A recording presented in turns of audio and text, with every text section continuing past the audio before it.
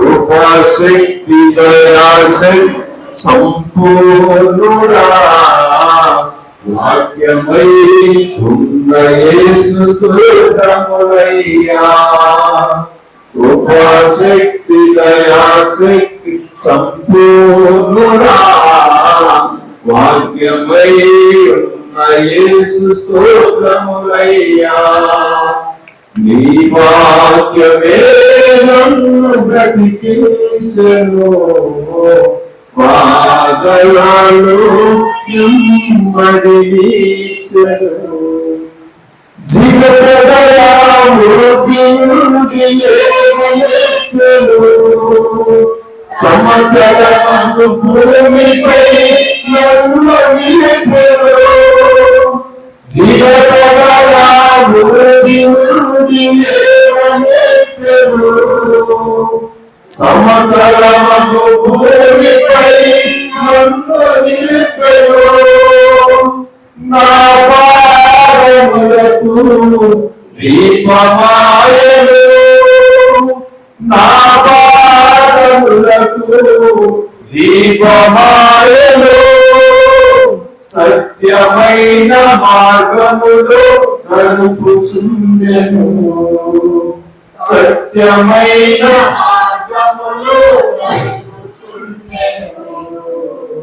నీ వాక్యమే నన్ను బ్రతికించెను, బాధలలో నెమ్మదినిచ్చెను.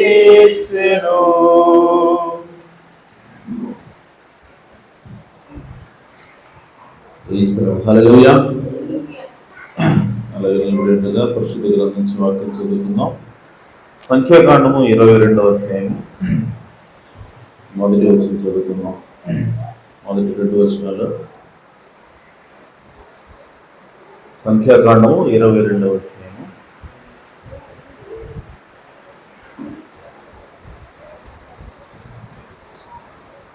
ఒకటి 2 వచనాలు. తరువాత ఇశ్రాయేలీయులు సాగి యెరికోకు ఎదురుగా యోర్దాను తీరమునున్న మోయాబు మైదానములలో దిగిరి. సిప్పోరు కుమారుడైన బాలాకు ఇశ్రాయేలీయులు అమోరీయులకు చేసినంతయు చూచును. 3వ వచనం. జనము విస్తారముగా ఉన్నందున మోయాబీయులు వారిని చూచి మిక్కిలి భయపడెదరు. మోయాబీయులు ఇశ్రాయేలీయులకు జంకిరి. మోయాబీయులు మిద్యాను పెద్దలతో ఎత్తు పీటి పచ్చికలు నాకివేయినట్లు ఈ జనసమూహం మన చుట్టూ ఉన్నది, యావత్తును ఇప్పుడు నాకివేయును అని. ఆ కాలమందు సిప్పోరు కుమారుడైన బాలాకు మోయాబీయులకు రాజు. కాబట్టి అతడు బెయోరు కుమారుడైన బిలామును పిలుచుటకు అతని జనుల దేశమందలి నది యొద్దనున్న పెతోరుకు దూతల చేత ఈ వర్తమానం పంపెను. చిత్తగించుము, ఒక జనము ఐగుప్తు నుండి వచ్చెను, ఇదిగో వారు భూతలమును కప్పి నా ఎదుట దిగి ఉన్నారు. కాబట్టి నీవు దయచేసి వచ్చి నా నిమిత్తము ఈ జనమును శపించుము. వారు నాకంటే బలవంతులు, వారిని హతము చేయుటకు నేను బలం పొందుదునేమో. అప్పుడు నేను ఈ దేశం నుండి వారిని తోలివేయుదును.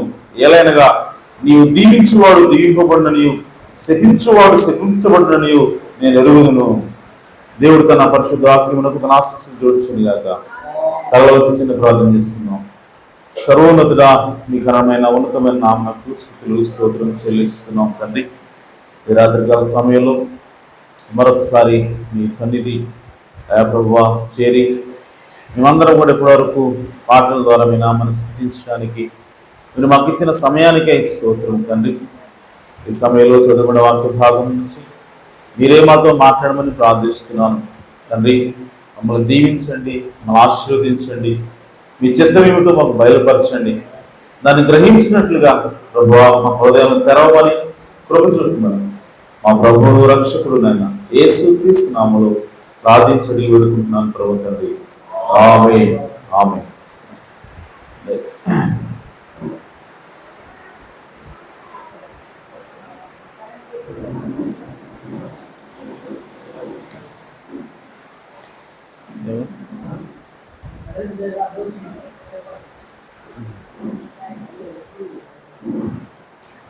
సరే, మంచిది.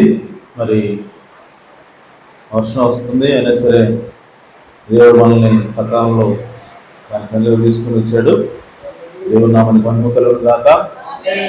సరే, మంచిది. రాత్రికాల సమయంలో చదువుకున్న వాక్య భాగం నుంచి చిన్న అంశము, అదేంటంటే దేవుని యొక్క పరిపూర్ణ చిత్తము మరియు దేవుని యొక్క అనుమతిపూర్వక చిత్తం. ఆమేన్. సో ఇప్పుడు మనం చదువుకున్నాం, ఇశ్రాయేలు ప్రజల్ని దేవుడు ఎన్నుకున్నాడు. ఎన్నుకొని వాళ్ళని ఒక జనాంగంగా ఆయన ఏర్పాటు చేసుకుని ఐగుప్తు దేశం నుంచి వారిని విడిపించి, ఒక భక్తం పంపించి విడిపించి వాళ్ళని వాగ్దాన భూమిలోకి తీసుకెళ్తా ఉన్నాడు దేవుడు. సో తీసుకెళ్తున్నటువంటి ఈ సమయంలో వీళ్ళు ఎక్కడికి వచ్చారంటే మోయాబు దేశం దగ్గరకు వచ్చారు. ఆమేన్. సో మోయాబు దేశం దగ్గరకు వచ్చిన తర్వాత మోయాబు దేశంలోకి రాకమునిపే దేవుడు వాళ్ళకి ఆల్రెడీ ఒక మాట చెప్పాడు. ఆమేన్.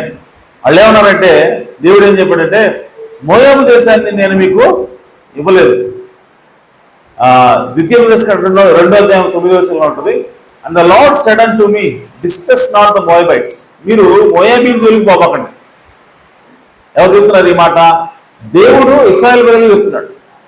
దేవుడు మోషేకి చెప్తున్నాడు, మోయాబీల జోలికి మీరు వెళ్ళొద్దు, వాళ్ళతో మీరు పోట్లాడొద్దు, యుద్ధానికి దిగొద్దు. ఎందుకు అనంటే, I will not give the of their land for a possession. మీరు నివసించడానికి వాళ్ళ భూమిని నేను మీకు ఇవ్వకపోవట్లేదు, కాబట్టి వాళ్ళతో మీరు యుద్ధం చేయొద్దు అని చెప్పాడు. ఎందుకంటే నేను వారికి ఆల్రెడీ 6 అనేదాన్ని వాళ్ళకి నేను మోయాబు సంతానానికి, అనగా లోతు సంతానానికి నేను ఆల్రెడీ వాళ్ళకి ఇచ్చేసాను. అంటే దేవుడు ఆల్రెడీ మోయాబీలకి ఒక భూభాగాన్ని దేవుడు పంచిపెట్టాడు. అందుకోసం ఆయన ఏమన్నాడంటే, ఆ భూభాగాన్ని నేను మీకు ఇక ఇవ్వను, కాబట్టి మీరు వెళుతున్నప్పుడు వాళ్ళు మీకు ఎదురైనప్పుడు వాళ్ళతో మీరు యుద్ధం చేయొద్దు, వాళ్ళతో మీరు కొట్టాడొద్దు, ఎందుకంటే వాళ్ళ భూమి నేను మీకు ఇవ్వట్లేదు అని చెప్పాడు. ఆమేన్. సో అయితే వీళ్ళు ఆ మనసులో అది దృష్టిలో పెట్టుకున్నారు. వీళ్ళు వస్తా ఉంటే ఇక్కడ మోయాబీల దగ్గరకు వచ్చేసరికి ఇక్కడ ఏమైందంటే, ఈ బాలాకు అనేటువంటి రాజు, మోయాబు రాజు, అటు ఇశ్రాయేలు ప్రజలు ఎప్పుడైతే దగ్గరకు వచ్చారో వాళ్ళందరినీ చూసి అతనికి భయం వేస్తా ఉంది. అతను అనుకుంటే, వీళ్ళు మాకు యుద్ధం చేస్తే మేము ఓడిపోతాం, మా యొక్క దేశం మొత్తాన్ని కూడా వీళ్ళు ఆక్రమించుకుంటారని చెప్పి ఒక భయంతో అతను ఏం చేయాలనుకుంటున్నాడంటే, ఇశ్రాయేలు ప్రజల్ని శపించాలి, ఇశ్రాయేలు ప్రజల్ని జయించాలి అంటే వీళ్ళని శపించే ఒక ప్రవక్త మాకు ఉండాలి అని చెప్పి. ఆమేన్. ఇప్పుడు ఆ బాలాకు అనేటువంటి మోయాబు రాజు ఎవరి దగ్గరికి వెళ్తున్నాడంటే, బిలాము అనేటువంటి ప్రవక్త దగ్గరికి వెళ్తున్నాడు. ఇక్కడ మీరు గమనించండి, బిలాము అంటే ఏదో అన్ని దేవతలకు ప్రవక్త కాదు. బిలాము అంటే ఏదో విగ్రహాలను పూజించేవాడు కాదు. బిలాము కూడా ఎవరి ప్రవక్త అంటే యెహోవా ప్రవక్త అయినాడు.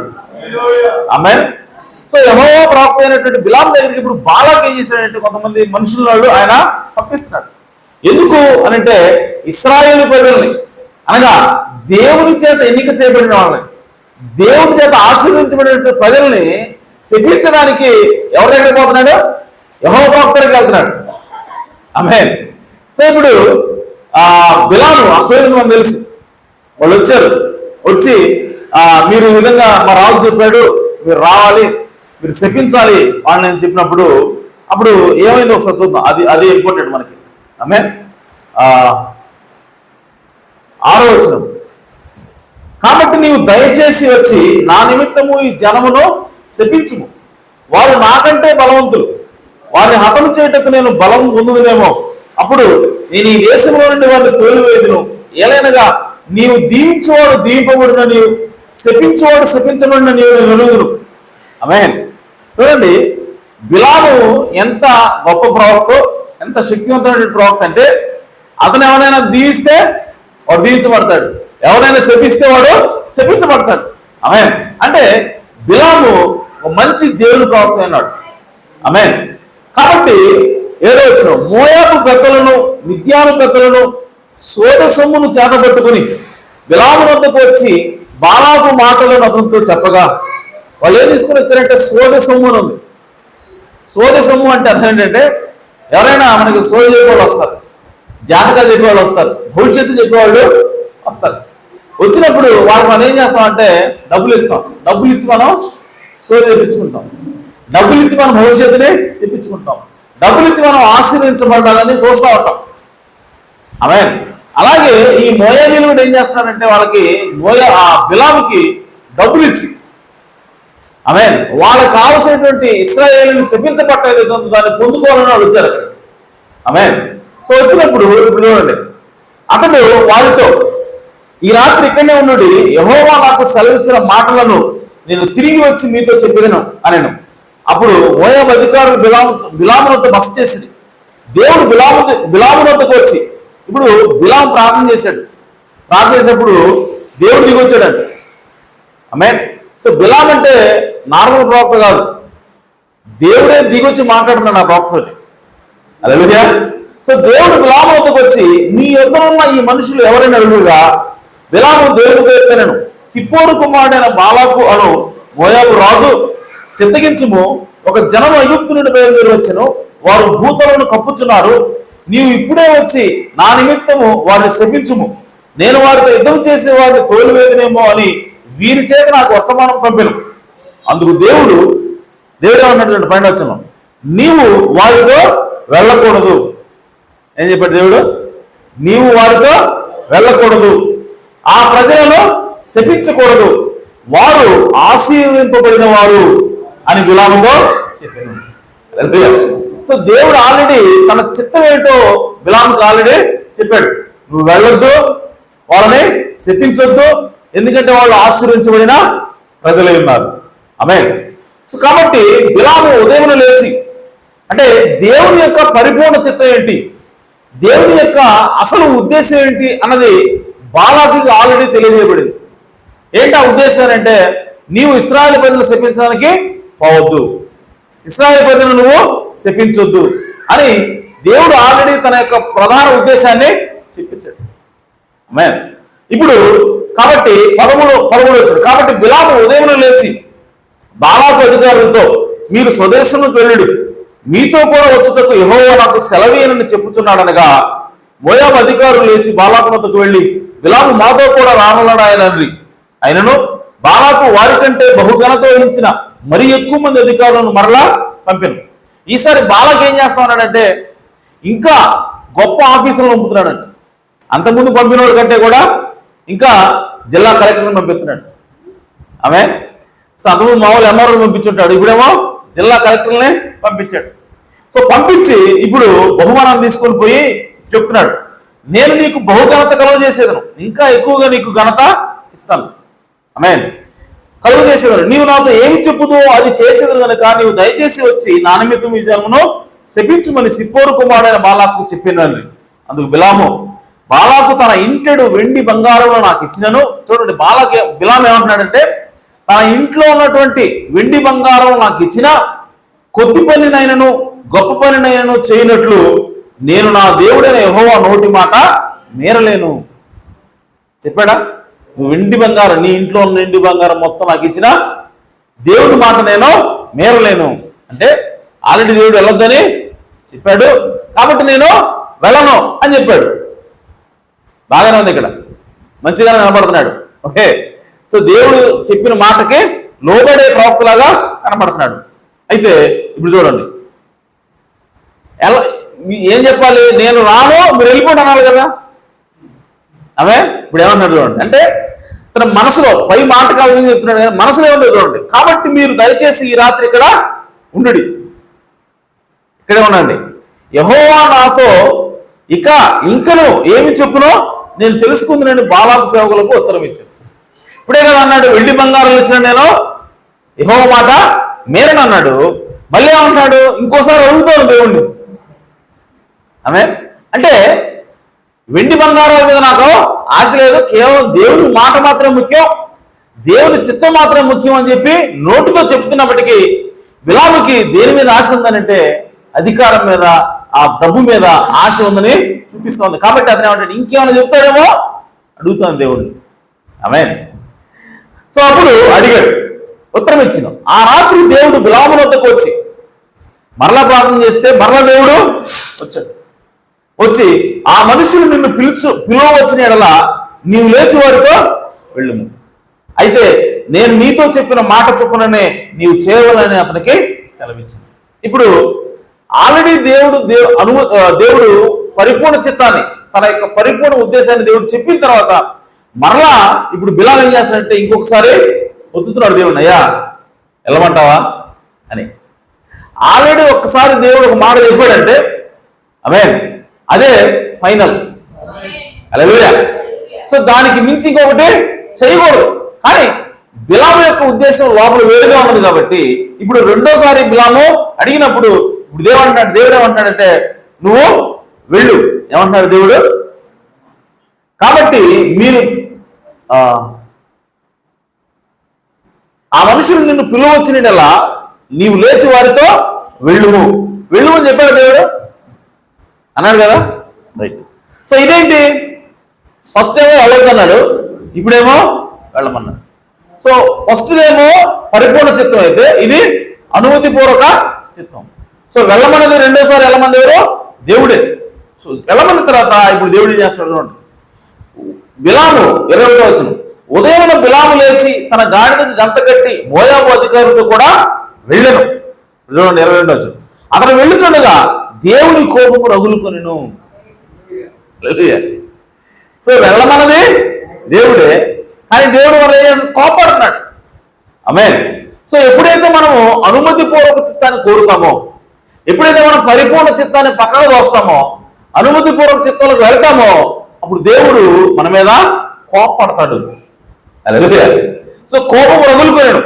యెహోవా దూత అతనికి విరోధి అయి త్రోవలో నిలిచింది.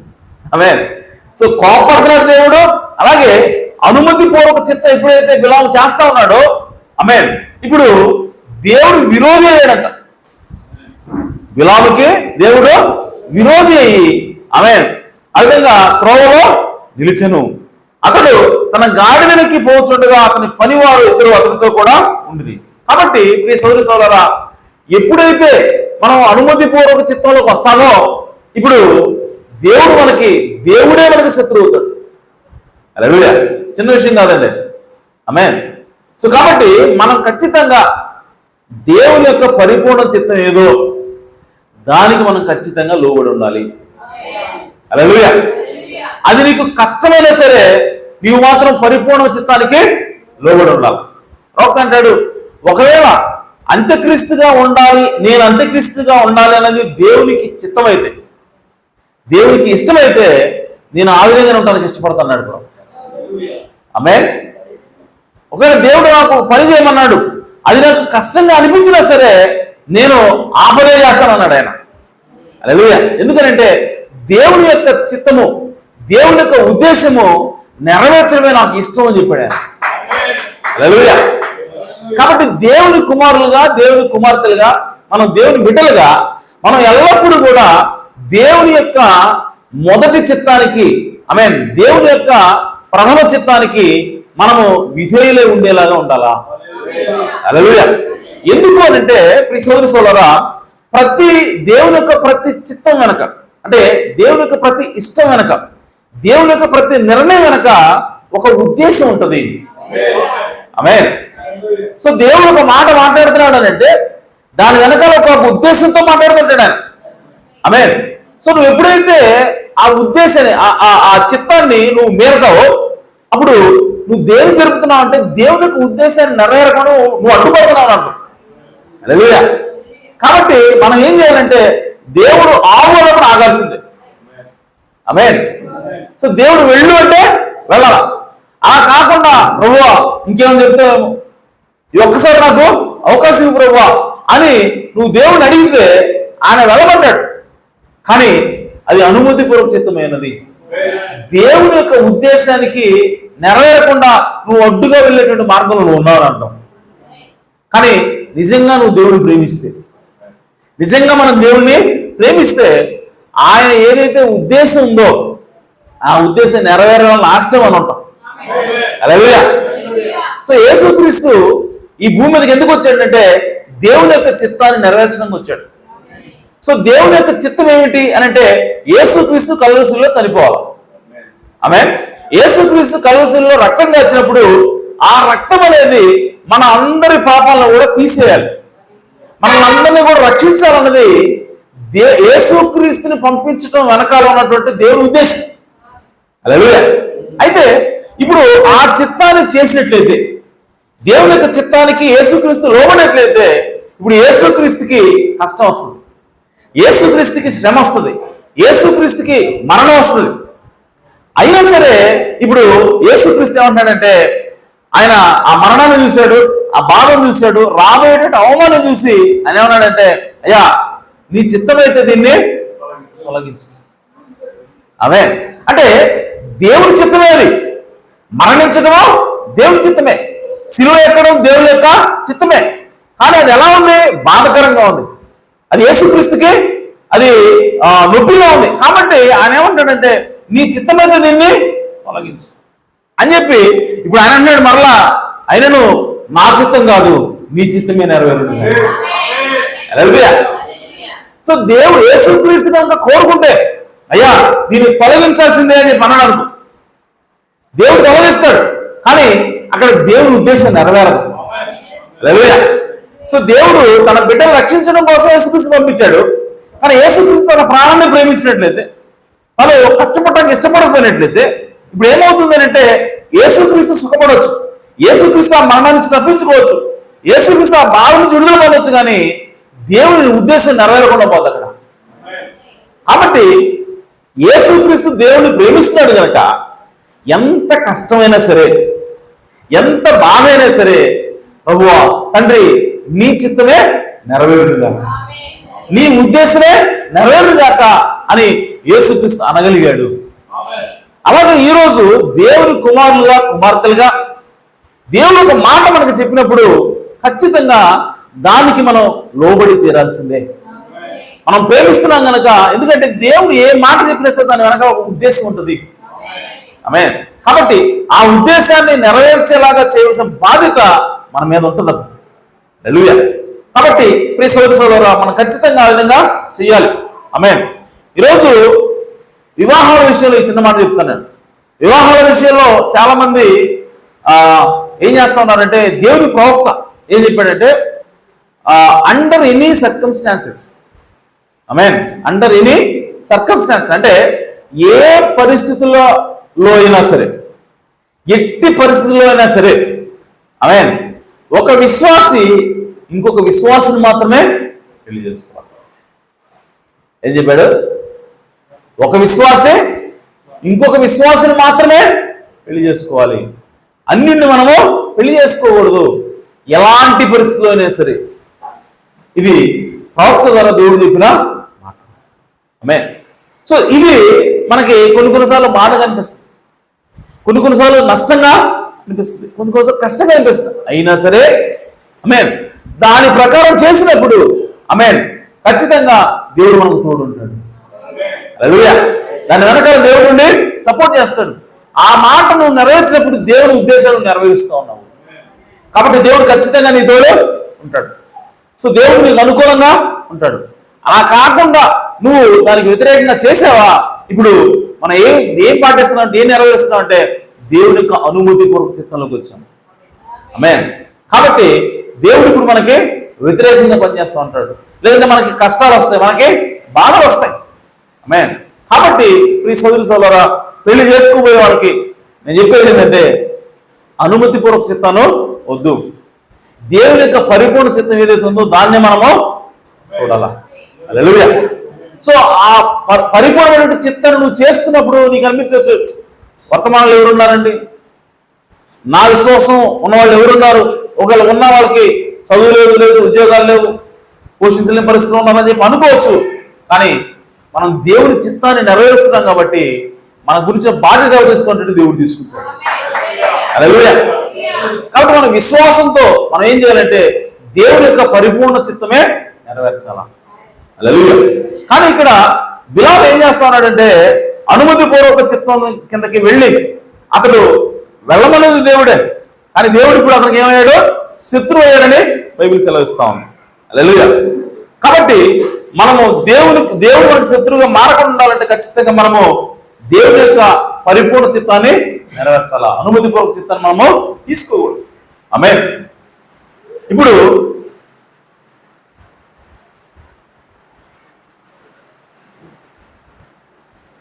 31వ వచనం. చంపబోయాడు. చూడండి, దేవుడు బిలాముని చంపబోయాడు. 28వ వచనం చూడండి. అప్పుడు యెహోవా ఆ గాడిదకు వాక్కు ఇచ్చిన గనుక అది, నీవు నన్ను ముమ్మారు కొట్టుతుంది, నేను నిన్ను ఏమి చేసింది నేను బిలాముతో అనగా, బిలాము నీవు నా మీద తిరుగుబడుతుంది, నా చేత ఖడ్గమున్న ఎడల నిన్ను చంపియుందును కదా, చంపియుందునని గాడిదతో నేను. అందుకు గాడిద, నేను నీ దానైనది మొదలుకొని నేటి వరకు నీవు ఎక్కుచూ వచ్చిన నీ గాడిదను కానా, నేను ఎప్పుడైనా నీకు ఇట్లు చేయట కద్దా అని బిలాముతో అనగా, అతడు లేదనెను. అంతలో యెహోవా బిలాముతో నేను తెలిసిన గనుక దూసిన ఖడ్గం చేత పట్టుకుని త్రోవలో నిలిచిన యెహోవా దూతను అతడు చూచి తల వంచి సాష్టాంగ నమస్కారం చేయగా, యెహోవా దూత, ఈ ముమ్మారు నీ గాడిదను నీ వేల కొట్టిదివి, ఇదిగో నా ఎదుట నీ నడత విపరీతమైనది కనుక నేను నీకు విరోధినే బయలుదేరి వచ్చి తిని. ఆమేన్. దేవుడు అన్నాడు, నేను నీకు విరోధినయ్యాను. ఆమేన్.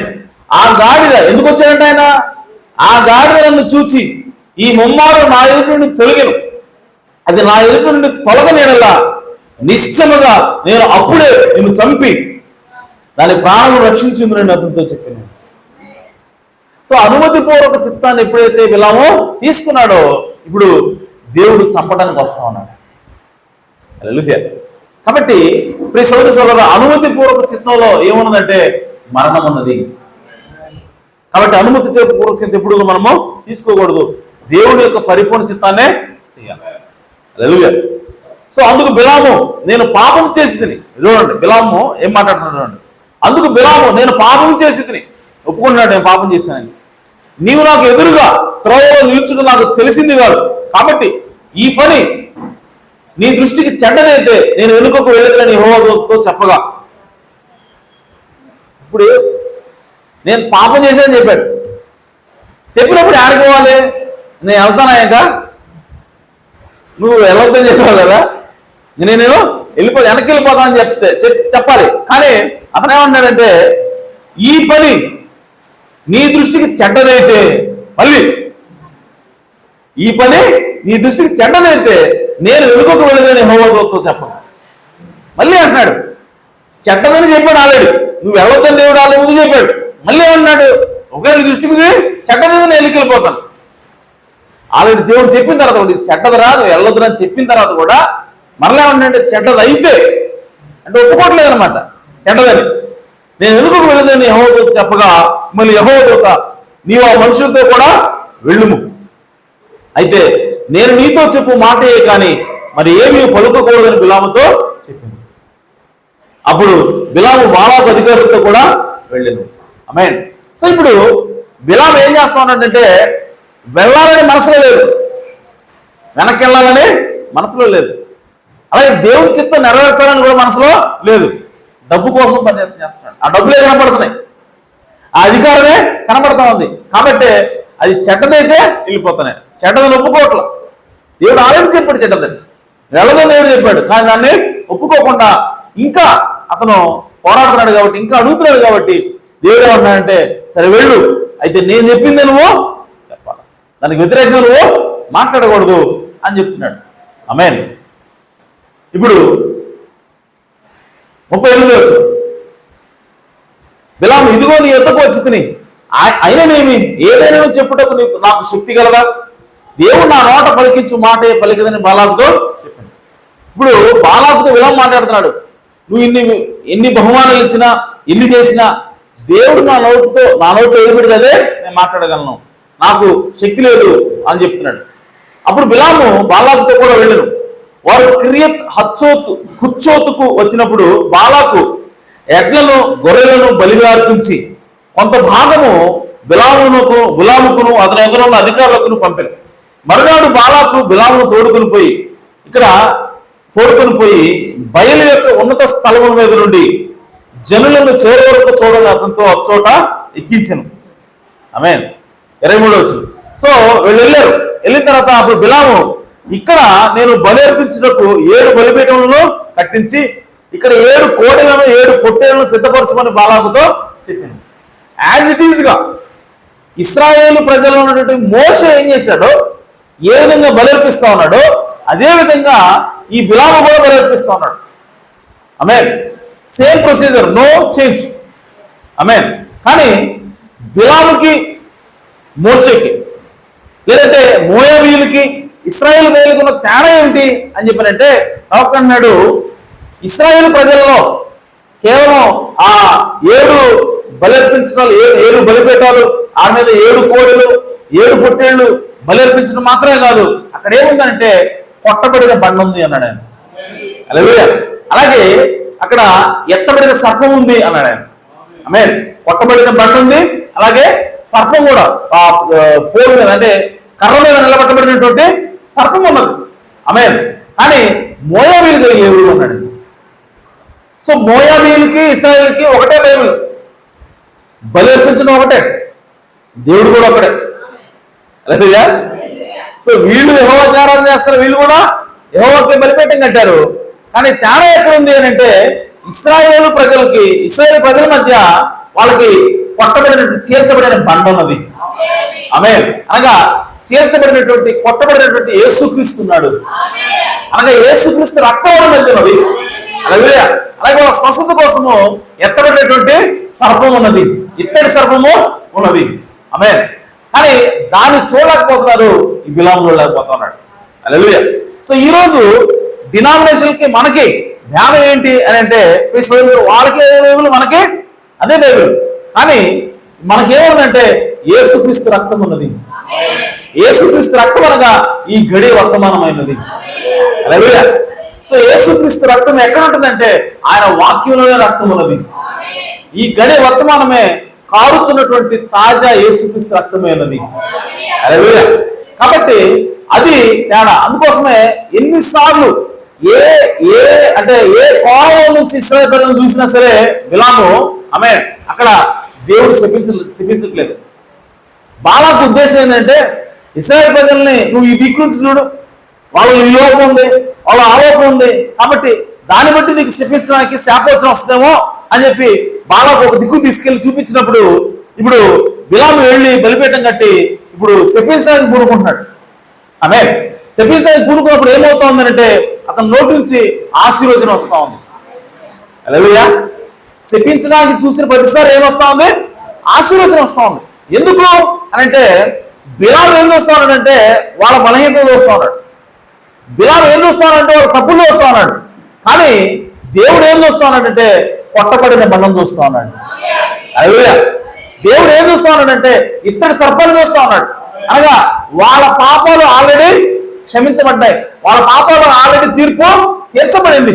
కాబట్టి దేవుడు చూసినప్పుడు కొట్టబడిన బండ ఉంది, కాబట్టి దేవుడు చూసినప్పుడు ఇతర సర్పం ఉంది, కాబట్టి వాళ్ళ పాపాలకు ఆల్రెడీ పరిహారం ఉంది అక్కడ. కాబట్టి దేవుడు వాళ్ళ పాపాలని చూడలేకపోతూ ఉన్నాడు. అలాగే ఈరోజు క్రైస్తవులైనటువంటి మనము, వధువులైనటువంటి మనకి అనేక లోపాలు ఉండొచ్చు, అనేక బలహీనతలు మనకు ఉన్నాయి. కానీ దేవుడు మనల్ని ఎలా చూస్తా ఉన్నాడంటే యేసుక్రీస్తు రక్తం గుండా చూస్తా ఉన్నాడు. దేవుడు డైరెక్ట్గా చూడలా. ఆమేన్. దెయ్యం ఏం చేస్తుందంటే మనం డైరెక్ట్గా చూస్తుంది, మన పక్క సహోదరుడు మనం డైరెక్ట్గా చూస్తున్నాడు. కానీ దేవుడు ఎలా చూస్తున్నాడు మనల్ని అని అంటే యేసుక్రీస్తు రక్తం గుండా చూస్తా ఉన్నాడు. హల్లెలూయా. కాబట్టి మనం చేసిన పాపాలన్నింటినీ కూడా పరిహారం ఉంది, ఆ పరిహారం గుండా దేవుడు చూస్తా ఉన్నాడు. కాబట్టి మన పాపాలు దేవుడు కనబడట్లేదు, కాబట్టి దేవుడు మనల్ని శపించలేడు. హల్లెలూయా. కానీ బిలాము ఏం చేస్తా ఉన్నాడంటే అతను ఆ రక్తాన్ని గుర్తించలేకపోతున్నాడు, ఆ కొట్టబడిన బండని ఆయన గుర్తించలేకపోతున్నాడు. అలాగే ఈరోజు మనకి డినామినేషన్ ఉన్న తేడా కూడా అదే ఉన్నది. హల్లెలూయా. సో ఆ విధంగా శపించడానికి పోయి ఆ బిలాము ఏం చేస్తా ఉన్నాడంటే వాళ్ళని ఆశీర్వదిస్తా ఉన్నాడు. హల్లెలూయా. ఆ తర్వాత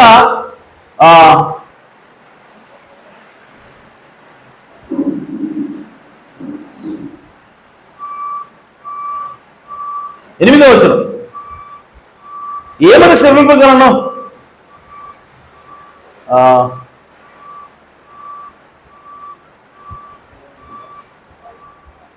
8వ వచనం, ఏమని శపింపగలను? దేవుడు శపింపలేదే.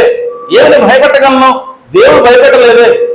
మెట్టల శిఖరము నుండి అతను చూచుచున్నాను, కొండల నుండి అతను కనుగొనుచున్నాను.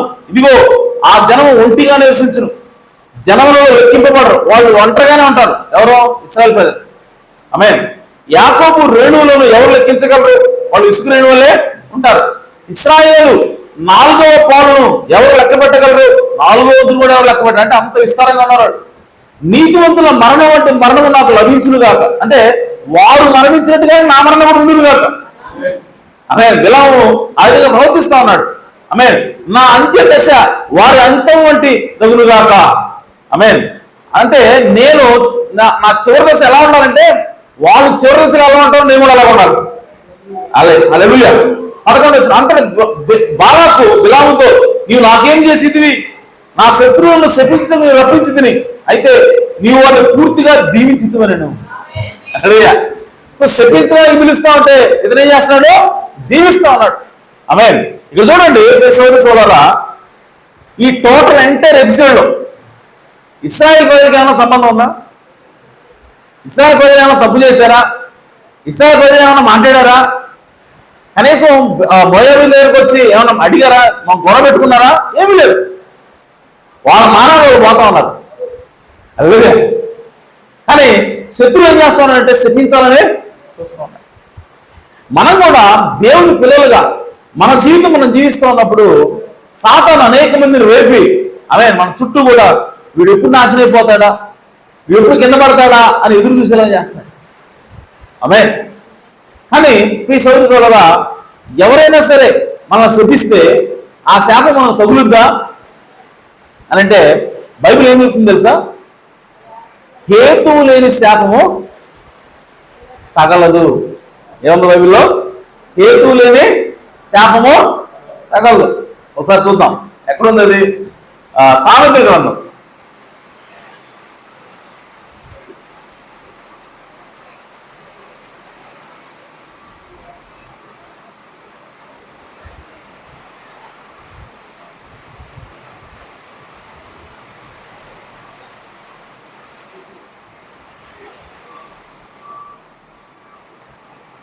26వ అధ్యాయం 2వ వచనం. 26వ అధ్యాయము 2వ వచనం. రెక్కలు కొట్టుకొనుచు తారాడుచున్న పిచ్చుక, అంటే రెక్కలు ఆడిస్తా ఉంది పిచ్చుక. ఆమేన్. అది దిగుద్దా? దాని రెక్కలు ఆడించినంతసేపు దిగలేదు, వానలేదు ఒక చోట. ఆమేన్. అలాగే దాటుచుంటూ వాన కోయిలు దిగకుండినట్లు వాన కోయిలు కూడా అది దాటుతున్నప్పుడు ఎక్కడికి దిగలేదు. అంటే అది ఫ్లైయింగ్ చేస్తూ ఉంటుంది, ఎగురుతూ ఉంటుంది. ఎగురుతూ ఉన్నప్పుడు అది ఎక్కడ ఒక చోట దిగలేదు. అలాగే హేతువు లేని శాపము తగులకపోవును. హేతు అంటే కారణం.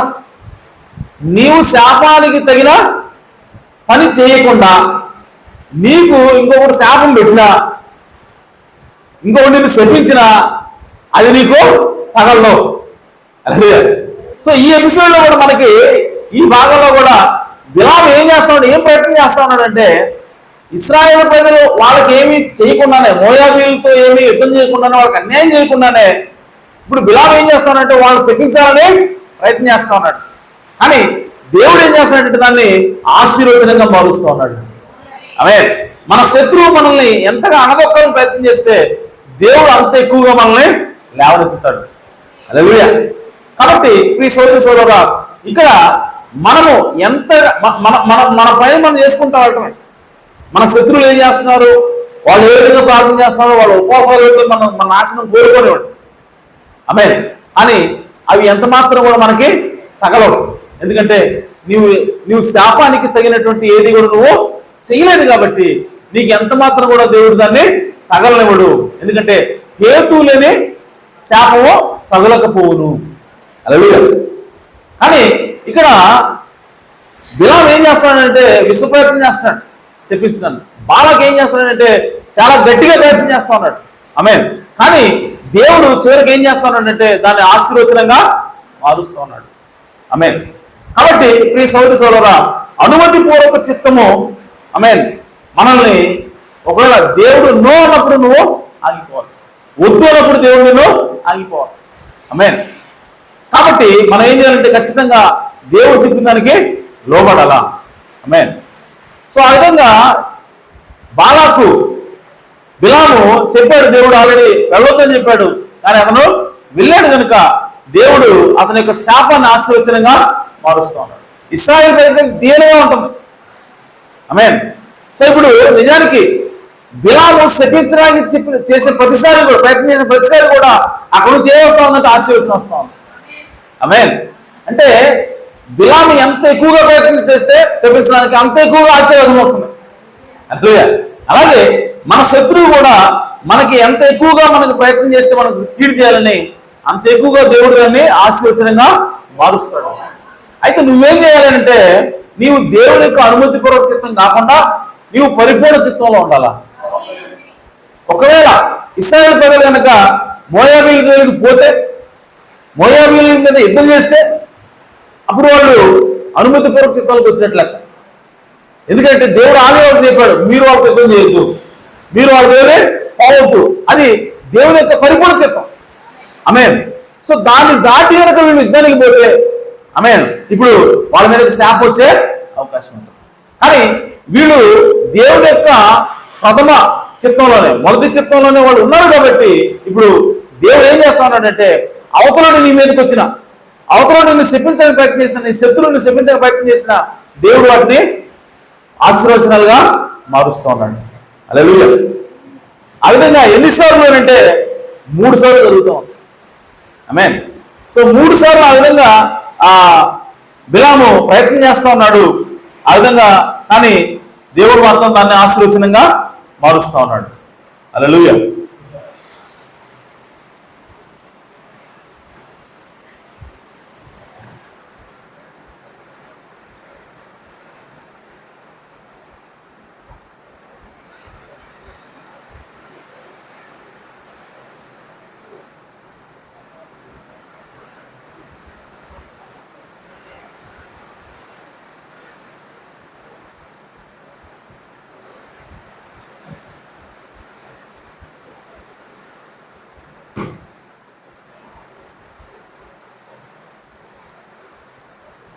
చూడండి 17వ వచనం, 23వ అధ్యాయము సంఖ్యాకాండము 17వ వచనం. అతడు బాలాకునంతకు వెళ్ళినప్పుడు అతడు తన దహన బలి యొక్క నిలిచిండను, మోయాబు అధికారులు అతని ఎదురు నిలిచిండి బాలాకు యెహోవా ఏమి చెప్పినని అడుగుగా బిలాము ఉపమాన వ్యతిరేకలను మళ్ళా దేవుడు చెప్పిన మాట చెప్తున్నాడు. బాలాకు లేచి వినుము, సిప్పోరు కుమారుడా చెవికి నా మాట ఆలకించుము. దేవుడు అబద్ధమాటకు ఆయన మానవుడు కాడు, పశ్చాత్తాపట్టుకు ఆయన నరపుతుడు కాడు. ఆయన చెప్పి చేయకూడదా, ఆయన మాట ఇచ్చి స్థాపింపకూడదా? ఇదిగో దీవించమని నాకు సెలవాయను. మరలా ఏమన్నాడు? దీవించమనే దేవుడు చెప్పాడు. ఆయన దీవించను, నేను దాన్ని మార్చలేను. దేవుడు కనుక ఒకటి దీవిస్తే దాన్ని ఎవరు కూడా మార్చలేరు. ఆయన యాకోబులో ఏ దోషమును కనుగొనలేడు. ఎవరు కనుగొలేదంట? యాకోబులో దేవుడు ఏ దోషాన్ని కనుగొలేరు. హల్లెలూయా. ఇశ్రాయేలులో ఏ వంకరతనంలో చూడలేదు. అతని దేవుడైన యెహోవా అతనికి తోడై ఉన్నాడు. రాజు యొక్క జయధ్వని వారిలో ఉన్నది. రాజు యొక్క ఇంగ్లీష్లో ఏముందంటే రాజు యొక్క కేక అందులో ఉన్నదని ఉంది. హల్లెలూయా. సో రాజు యొక్క కేక అనగా అది వర్తమానం, అనగా అది దేవుని యొక్క వర్తమానమైనది. జయధ్వని అంటే అర్థం ఏంటి? వర్తమానము. ఆమేన్. సో ఈరోజు ఇశ్రాయేలు ప్రజలకు ఆ రోజు రాజు యొక్క కేక ఉన్నట్టుగా, రాజు యొక్క వర్తమానం ఉన్నట్టుగా ఈరోజు దేవుని పిల్లల మధ్య ఏముంటుందంటే దేవుని యొక్క స్వరం ఉంటుంది, దేవుని యొక్క వర్తమానం ఉంటుంది. ఆమేన్. దేవుడు ఐగుప్తుల నుండి వారిని రప్పించను, గురుపోతు వేగం వంటి వేగం వారికి కలదు. నిజముగా యాకోబులో మంత్రము లేదు, ఇశ్రాయేలులో శకునము లేదు అని రాశారు. ఇక్కడ చిన్న తర్జుమా లోపం ఉంది. 23వ వచనంలో నిజంగా యాకోబులో మంత్రము లేదన్నది కదా. ఇంగ్లీష్లో ఏముందంటే there is no divination against Jacob. అంటే యాకోబుకు వ్యతిరేకంగా ఏ శకునం లేదంట. ఏముంది ఇక్కడ? యాకోబులో ఏ శకునం ఏ మంత్రం లేదని ఉంది కదా. కానీ ఇంగ్లీష్ ఏముందంటే యాకోబుకు వ్యతిరేకంగా ఏ మంత్రం లేదంట. హల్లెలూయా. అంటే యాకోబుకు వ్యతిరేకంగా, ఇశ్రాయేలు ప్రజలకు వ్యతిరేకంగా నువ్వు ఎలాంటి మంత్రాన్ని ప్రయోగించినా అది అక్కడ పనిచేయదు. హల్లెలూయా. అలాగే ఇశ్రాయేలులో శకునము లేదు. ఆమేన్. నో ఈవిల్ ఓమెన్స్ అగైన్స్ట్ ఇజ్రాయెల్, అనగా ఇశ్రాయేలుకు వ్యతిరేకంగా ఏ చెడు కూడా లేదంట. హల్లెలూయా. అంటే వారికి ఏ చెడు కూడా జరగదు. ఆమేన్. ప్రియ సోదరి సోదరా, ఈ వాగ్దానం వేళకే కాదు, మనకు కూడా. హల్లెలూయా. సో ఏ శాపం కూడా, ఏ శకునం కూడా మనకు వ్యతిరేకంగా పనిచేయదు. ఆమేన్. ఎవరైనా సరే ఏమంటారు వాటిని, చాటపడి చేసేవాళ్ళు కనపడ్డా సరే మనకి, ఆమేన్, సాధారణంగా ఎలా ఉంటుందంటే అమ్మో వాడు ఎందుకులే పోతా ఉంటాం. కానీ వాడు ఒకవేళ మనం ఏం చేయకపోయినా, వాడు మనల్ని శపించినా, ఆమేన్, మన మీద ప్రయోగం చేసినా, ఆమేన్, అది మనకి తగలలేదు అని చెప్తాం. ఈ మాట అర్థం ఏంటంటే, ఎంతమంది వచ్చి మంత్రగాళ్ళు వచ్చి మంత్రాలు చేసినా, ఆమేన్, చాటపడి చేసినా ఇశ్రాయేలుకి ఎలాంటి ఎఫెక్ట్ ఉండదు, ఎలాంటి ప్రభావం కూడా ఉండదు. అలాగే దేవుడి కుమారుడికి కూడా, దేవుడి చేత నువ్వు ఆశ్రయించబడ్డావా, దేవుడి చేత నువ్వు ఎన్నిక చేయబడ్డావా, ఆమేన్, నీకు ఎలాంటి శాపము తగలదు, ఎలాంటి మంత్రం నీకు వ్యతిరేకంగా పనిచేయదు. ఆమేన్. కాబట్టి మనం అట్లాంటి వాటికి భయపడాల్సిన అవసరం లేదు. ఆమేన్. ఆయా కాలంలో దేవుడి కార్యములు యాకోబు వంశస్థులకు ఇశ్రాయేలులకు తెలియజెప్పబడును. ఇదిగో ఆ జనము ఆడు సింహం వలె లేచును, అది సింహం వలె మిక్కి నిలుచును, అది వేటను తిని చంపబడిన వాటి రక్తము త్రాగు వరకు పండుకొనదు. వేట కనబడిందంటే ఇశ్రాయేలుకి, ఆమేన్, దాన్ని పట్టుకునే తరకు నిద్రపోదంట. అలాగే దేవుడి కుమారుడికి దేవుడి యొక్క వాగ్దానం ఒకటి కనబడిందా, ఆ వాగ్దానాన్ని పొందుకునేంత వరకు నిద్రపోడంటాడు. అంటే వాగ్దానాన్ని ఎలా తీసుకుంటాం అంటే, దేవుడి కుమారుడు విశ్వాసంతో పట్టుకుంటాడు, దాన్ని పొందుకునేంత వరకు దాన్ని విశ్వాసంతో వదలడు. ఆమేన్. సో అది వేటను తిని చంపబడిన వాటి రక్తం వరకు త్రాగు వరకు పండుకొనదు. అంతటా బాలాకు నువ్వు ఏమాత్రం వారిని శపించవద్దు. ఇక బాలాకు విసుగొచ్చి నువ్వు ఏమాత్రం వారిని శపింపవద్దు, దీపునవద్దు అని బిలాముతో చెప్పగా, బిలాము యెహోవా చెప్పినంత నేను చేయవలని నీతో చెప్పలేదా అని బాలాకు ఉత్తరమేగా, బాలాకు నువ్వు దయచేసి రమ్ము, నేను వేరే చోటికి నిన్ను తోడుకుని పోయేదను, అక్కడ నుండి నాణ్యమతో నువ్వు వారిని శపించడం దేవుని దృష్టికి అనుకూలమని బిలాముతో చెప్పాను. వీళ్ళకి అవసరం రావట్లా. ఆమేన్. శపించే కొద్దీ ఆశీర్వాదాలు వస్తున్నాయి, అయినా సరే ఈ బాలాకు మాత్రం ఇంకా పట్టు ఇవ్వట్లేదు. ఈ దిక్కు నుంచి ఇంకో దిక్కు తీసుకుపోతా, అక్కడి నుంచి చూడు వాళ్ళ లోపాలు కనబడితే అప్పుడు నువ్వు శపించుతుంది అని చెప్పి మరలా ప్రయత్నం చేస్తా ఉన్నాడు. ఆ విధంగా 3 సార్లు ప్రయత్నం చేసినప్పటికీ దేవుడు ఏం తీసుకొస్తానంటే ఇశ్రాయేలు మీదకి ఆశీర్వచనాన్ని తీసుకొచ్చాడు. హల్లెలూయా. కాబట్టి దేవుడు దీవించిన వారిని ఎవ్వరు కూడా శపించలేరు. ఆమేన్. అలాగే మనం ఎల్లప్పుడూ కూడా ఎక్కడ ఉండాలంటే దేవుని యొక్క ప్రథమ చిత్తంలో ఉండాలి, పరిపూర్ణ చిత్తంలో ఉండాలి. ఎందుకంటే ప్రతి చిత్తం కనుక కూడా దేవునికి ఒక ఉద్దేశం అనేది ఉంటుంది. ఆమేన్. ఆ ఉద్దేశాన్ని నెరవేర్చాలంటే మనం ఖచ్చితంగా ఆ చిత్తాన్ని, ప్రథమ చిత్తాన్ని, పరిపూర్ణ చిత్తాన్ని మనము అంగీకరించాలా. ఆమేన్. కాబట్టి ప్రియ సోదరి సోదరా, మనం ఎంతకాలం అయితే ఆ విధంగా ఉంటామో మనము దీవించబడతాము. అలాగే హిజ్కియాని తీసుకుంటే, హిజ్కియా దగ్గరకు పోయేసరికి హిజ్కియా దేవుడు అన్నాడు, నువ్వు సర్దుకో, నీ ఇల్లు నువ్వు సర్దుకో, నేను నిన్ను తీసుకెళ్తున్నా, నీ సమయం వచ్చింది అని చెప్పాడు. చెప్పినప్పుడు హిజ్కియా ఏం చేయాలంటే సరే ప్రభు అని చెప్పి అనాలి. కానీ హిజ్కియా ఏం చేశాడంటే గోడగట్టు తిరిగి మళ్ళా ప్రార్థన చేశాడంటే, అయ్యా నువ్వు ఇల్లు సర్దుకోమన్నా, కానీ నాకు ఇల్లు సర్దుకోవడానికి టైం కావాలి. ఎంత కావాలి అంటే 15 సంవత్సరాలు కావాలి. అంటే నాకు అప్పులు ఉన్నాయి, నాకు చేయాల్సిన పనులు ఉన్నాయి. సో నా ఇల్లు సర్దుకోవాలంటే నేను పోయిన తర్వాత ఇంకొకటి నేను తయారు చేయాలా, నా కుమారుడికి ట్రైనింగ్ ఇవ్వాలా. సో ఈ చాలా పనులు ఉన్నాయి కాబట్టి నేను వెంటనే రాలేను, కాబట్టి నన్ను తీసుకెళ్ళవద్దు, నాకు 15 సంవత్సరాలు ఆయుష్ అన్నాడు. ఆమేన్. ప్రవక్త అన్నాడు, ఆ మాట వెనక నువ్వు చనిపోతావు అని చెప్పి యెషయా చెప్పి హిజ్కియాకి వెళ్తా ఉన్నాడంట.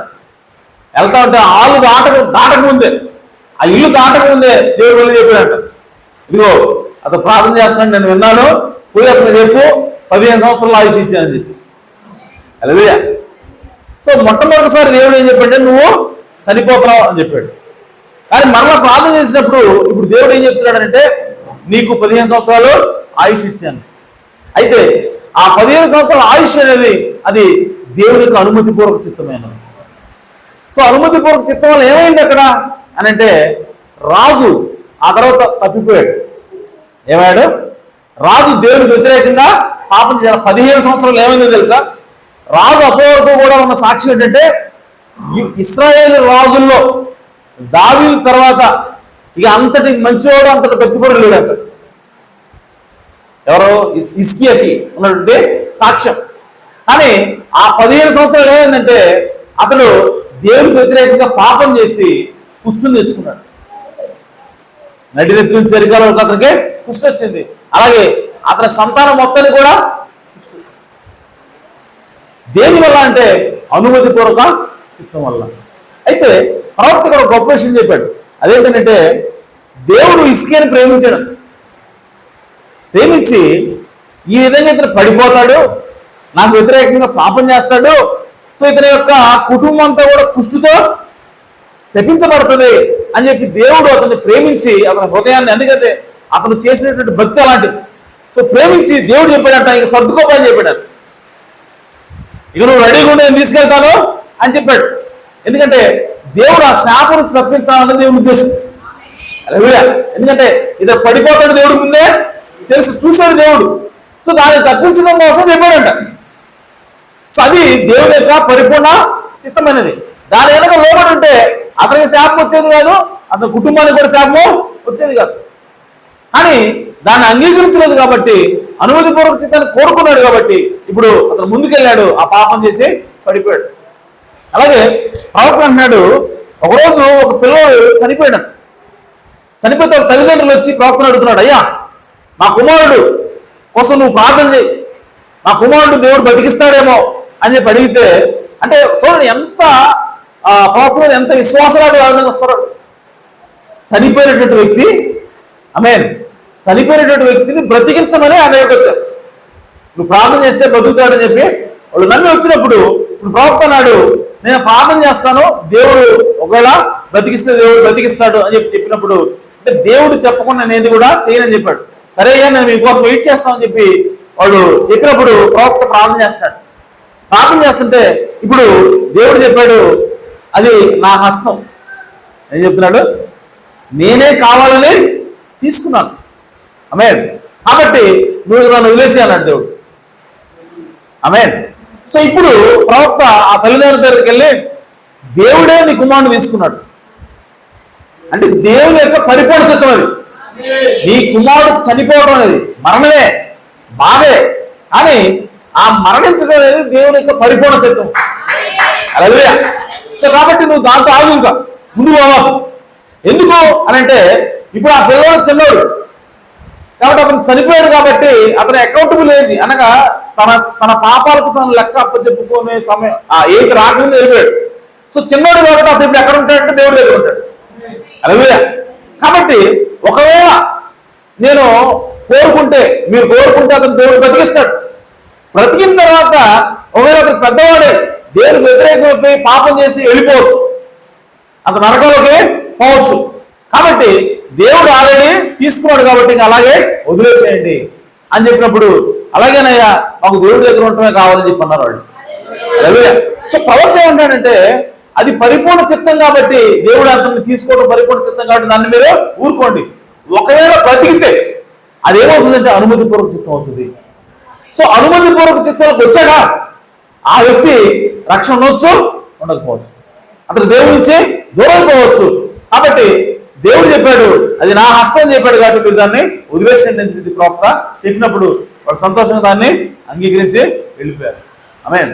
అలాగా ప్రియ సోదరి సోదరులారా, దేవుని యొక్క పరిపూర్ణ చిత్తం అది మనకి బాధ కలిగించినా సరే, అది మనకి వేదన కలిగించినా సరే, అది మనకి నష్టం కలిగించడం కనబడినా సరే, అది మన యొక్క మేలు కొరకైనది. కాబట్టి మనం ఎల్లప్పుడూ కూడా దేవుని యొక్క పరిపూర్ణ చిత్తాన్ని చేయడానికే చూడాలా. అనుమతిపూర్వక చిత్తం కోసం మనం ఎప్పుడు కూడా ప్రయత్నం చేయకూడదు. దేవుడు ఒకటి ఇస్తే నువ్వు దాన్ని మార్చడం కోసం ప్రయత్నం చేయదు. దేవుడు ఏదన్నా చెబితే నువ్వు దాన్ని మార్చడం కోసం నువ్వు ప్రార్థన చేయదు. ఆమేన్. ఎందుకంటే దేవుడు చెప్పాడా అది పరిపూర్ణ చిత్తమైనది. ఆమేన్. సో ఆ విధంగా మనం దేవుని యొక్క పరిపూర్ణ చిత్తంలో ఉందాం. ఆ విధంగా దేవుని ప్రేమిద్దాం. దేవుని యొక్క ఉద్దేశాన్ని నెరవేర్చడంలో మన వంతు పాత్ర మనము పోషిద్దాం. ఆ విధంగా దేవుడిని మనము ప్రేమించేవారుగా ఉందాం. దేవుడి మాటలు దీవించును గాక, దేవుడిని సమృద్ధిగా ఆశీర్వదించును గాక. ఆమేన్.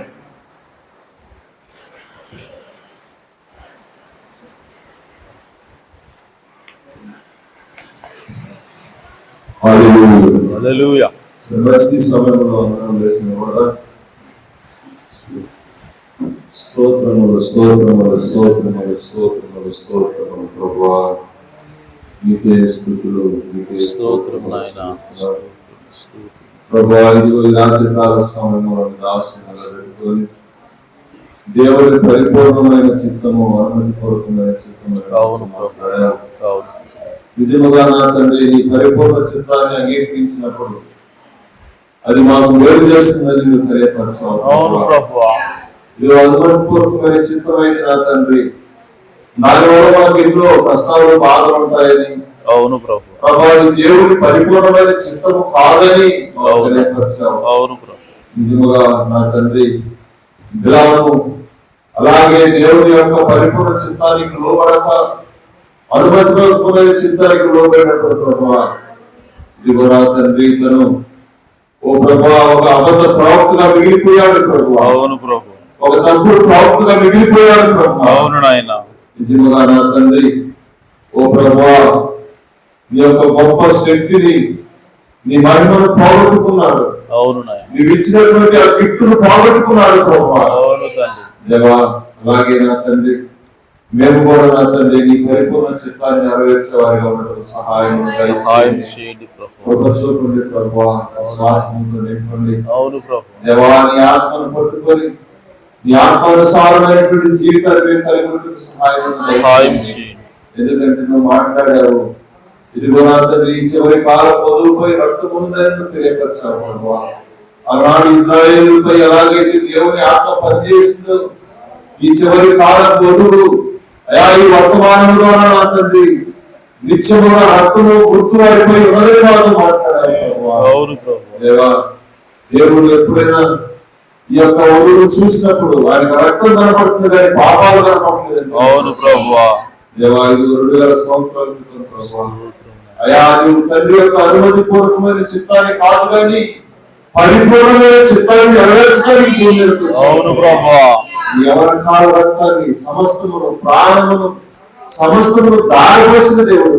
అవును నాయనా. ఇదిగో నా తండ్రి, మేము నా తండ్రి నీ పరిపూర్ణ చిత్తాన్ని నెరవేర్చేవారిగా ముందుకు సహాయమును దయచేయమని. అవును ప్రభువా. అయా, నీ ఆత్మతో నింపండి ప్రభువా. హల్లెలూయా. స్తోత్రములు స్తోత్రములు స్తోత్రములు స్తోత్రములు స్తోత్రములు స్తోత్రములు. నన్ను వెలిగించిన వాక్యమా, నన్ను బ్రతికించిన వాక్యమా,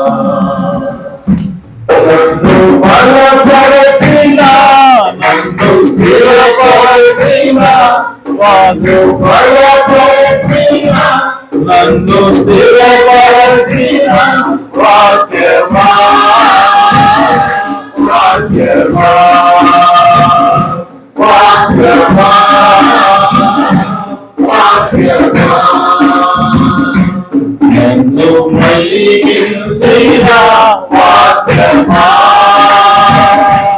నన్ను బ్రతికించిన వాక్యమా,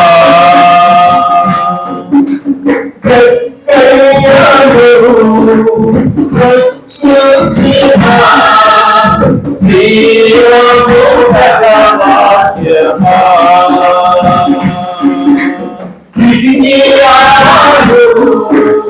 బ్రతికించిన ప్రేమ గల వాక్యమా,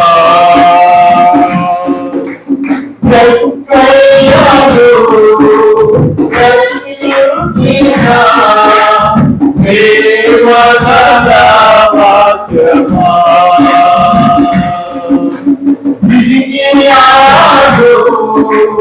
బ్రతికించిన జీవము గల వాక్యమా, బ్రతికించిన రక్షించినా బ్రతికించినా నీకు సాధ్యమే వాక్యమా, నీకు సాధ్యమే వాక్యమా, వాక్యమా,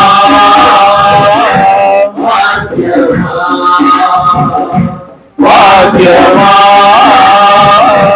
వాక్యమా,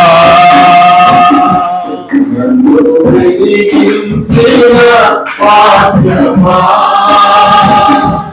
నన్ను బ్రతికించిన వాక్యమా, నన్ను బలపరచిన, నన్ను స్థిరపరచిన, నన్ను బలపరచిన, నన్ను స్థిరపరచిన వాక్యమా, వాక్యమా, వాక్యమా, వాక్యమా. సర్వోన్నతుడా మీకు నామకు స్తోత్రం ప్రభువా. నిశ్చయముగా మీ యొక్క పరిపూర్ణ చిత్తం ఏమిటో, ఆ పరిపూర్ణ చిత్తాన్ని మేము ఏ విధంగా ప్రభు అంగీకరించాలో, ఒకవేళ నా తన అనుమతిపూర్వక చిత్తాన్ని అంగీకరిస్తే ఏం జరుగుతుందో అయ్యా నా తండ్రి బిలాముని సాదృశ్యంగా తీసుకుని, అయ్యా నా తండ్రి హిజ్కియాను సాదృశ్యంగా తీసుకుని ప్రభువా అయ్యా మాకు బోధించావు ప్రభువా, మీకు స్తోత్రం. అయ్యా మేము ప్రార్థించేటప్పుడు ఎల్లప్పుడూ కూడా మీ చిత్తమే నెరవేరునుగా కానీ అయ్యా ప్రార్థించేటువంటి మనస్సును ప్రభువా, అటువంటి విశ్వాసం మాకు దయచేయమని ప్రార్థిస్తున్నాం. ఎందుకంటే మా ఇష్టాలు కాదు ప్రభువా, మా యొక్క చిత్తం కాదు ప్రభువా, మీ చిత్తమే నాయన నెరవేరుగాక ప్రభువా. ఆ విధంగా నా తండ్రి మేము చెప్పగలిగే స్థితికి మమ్మల్ని తీసుకురమని ప్రార్థిస్తున్నాను. అటువంటి విశ్వాసం మాకు అనుగ్రహించమని ప్రార్థిస్తున్నాను ప్రభువా. మా సొంత ఆలోచనలు పక్కన పెట్టడానికి అయ్యా, మా సొంత ఇష్టాలను పక్కన పెట్టి ప్రభువా అయ్యా మీ పరిపూర్ణ చిత్తానికి లోబట్టుకు సహాయం చేయండి ప్రభువా. ఇంకా నా తండ్రి మాలో సొంత ఆలోచనలు ఉన్నట్లయితే ప్రభువా అయ్యా నా తండ్రి వాటిని తీసివేసుకోవడానికి సహాయం చేయండి ప్రభువా. అయ్యా మిమ్మల్ని ఆయన పరిపూర్ణంగా అయ్యా మా పూర్ణ ఆత్మతోటి అయ్యా పూర్ణ మనసుతో పూర్ణ శక్తితో ప్రభువా మేము ప్రేమించుదువుగాక ప్రభువా. అటువంటి నాయన ప్రేమను నాయన విశ్వాసమును మాకు దయచేయమని ప్రార్థిస్తున్నాను ప్రభువా. ఇదిగో నాయన బిలాము అయ్యా అనుమతి పూర్వక చిత్తంలోకి ఎప్పుడైతే వచ్చాడో అయ్యా నువ్వు బిలాముకి శత్రువుగా మారని వాక్యం రాయబడింది. అయ్యా ఆ స్థితి మాకు వద్దు ప్రభువా. అయ్యా నా తండ్రి మీరు మాకు శత్రువులుగా ఉంటే అది చాలా ఘోరంగా ఉంటుంది ప్రభువా. కనుక నా తండ్రి అటువంటి పరిస్థితి మాకు రానియొద్దు ప్రభువా. అయ్యా పరిపూర్ణ చిత్తాన్ని మేము ఆయన గైకొనడానికి మాకు సహాయం ఇచ్చేయండి ప్రభువా. అయ్యా ఎందుకంటే మా పట్ల మీ యొక్క ఉద్దేశాలు ఎల్లప్పుడూ కూడా మేలు చేసేవి తప్ప అయ్యా కీడు చేసేవి కాదని మీ ఆత్మలో రాయబడింది ప్రభువా. కనుక మా జీవితంలో నా తండ్రి అయ్యా మీ చిత్తం ఏదైతే ఉన్నదో అది పరిపూర్ణంగా నెరవేరడానికి అయ్యా మేము ఒప్పుకోవాల్సి ఉన్నది ప్రభువా. అయ్యా అటువంటి మనస్సును మాకు దయచేయండి, విశ్వాసం మాకు దయచేయండి ప్రభువా. అయ్యా పరిపూర్ణంగా మనం ప్రేమించే భాగ్యాన్ని దయచేయండి తండ్రి. నా ప్రవక్త నాడు ఒకవేళ నేను పాతాళంలోకి వెళ్ళటం దేవునికి ఇష్టమైతే నేను ఆ పాతాళంలోకి వెళ్ళి కూడా యేసుక్రీస్తు దేవుడని ప్రకటిస్తానని చెప్పాడు ప్రభువా. ఆ విధంగా యేసుక్రీస్తుని ప్రేమిస్తున్నానని చెప్పాడు ప్రభువా. అదే మేము కూడా అయ్యా నాయన చెప్పడానికి సహాయం చేయండి. ఆ విధంగా నా తండ్రి మా పూర్ణ హృదయంతో పూర్ణ ఆత్మతో అయ్యా నా తండ్రి యేసుక్రీస్తుని ప్రేమించడానికి మాకు సహాయం చేయండి ప్రభువా. కృప చూపించండి. ఈ సాయంకాల సమయంలో విత్తబడినటువంటి వాక్యమును మీరు నీరు కట్టండి ప్రభువా. నూరంతలుగా ఫలింపును దయచేయమని ప్రార్థిస్తున్నాను ప్రభువా. సహాయం చేయండి. ఇదిగో నాయన ఈ సమయంలో చేరొచ్చిన ప్రతి ఒక్కరిని కూడా మీరు దీవించండి, ఆశీర్వదించండి, మీ కృప తోడుగా ఉంచండి. అలాగే ప్రభు అనారోగ్యంతో బాధపడుతున్న వారికి ప్రభువా అయ్యా నా తండ్రి సంపూర్ణ స్వస్థత అనుగ్రహించండి ప్రభువా. అలాగే ఆర్థిక ఇబ్బందులు ఉన్న వారికి విడుదల ఇచ్చేయండి ప్రభువా. అయ్యా నా తండ్రి మానసికంగా నా తండ్రి కృంగిన వారిని లేవనెత్తండి ప్రభువా. అయ్యా నా తండ్రి రక్షణ లేని వారికి రక్షణ భాగ్యంగా ఇచ్చేయండి ప్రభువా. అయ్యా సంఘంలో ప్రభువా అయ్యా నా తండ్రి వెనకబడుతున్న వారిని మీరు జ్ఞాపకం చేసుకునండి ప్రభువా. అయ్యా వారికి పరిపూర్ణ విశ్వాసమును దయచేయండి, బలమైనటువంటి విశ్వాసమును దయచేయండి ప్రభువా. వారు నాయన మీకు దగ్గర ఉన్నట్లుగా దీవించమని ప్రార్థిస్తున్నాను తండ్రి.